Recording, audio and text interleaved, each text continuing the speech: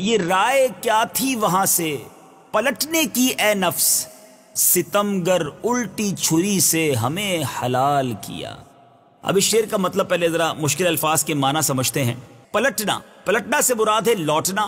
اے نفس یعنی اپنے آپ کو خطاب کیا جا رہا ہے، اور ستمگر کہتے ہیں اے ظالم۔ اچھا، الٹی چھری سے حلال کرنا یعنی تڑپا تڑپا کے ذبح کرنا۔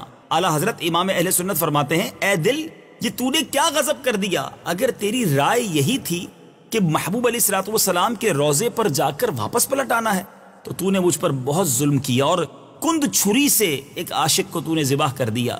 عشق و محبت کا یہ درس اعلیٰ حضرت کے سوا کون دے سکتا ہے؟ قافلہ عاشقان مصطفیٰ صلی اللہ تعالی علیہ وسلم کے صحدی خان نے لوگوں کو عشق رسول میں ماہی بے آپ کی طرح تڑپنے کا سلیقہ سکھا دیا ہے۔ اللہ غنی۔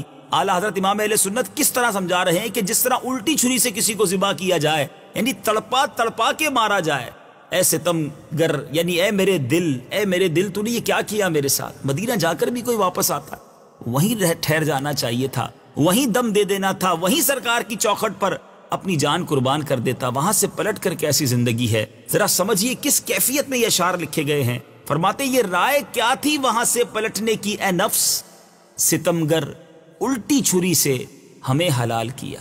یہ رائے کیا تھی وہاں سے پلٹنے کی نفس، یہ رائے کیا تھی وہاں سے پلٹنے کی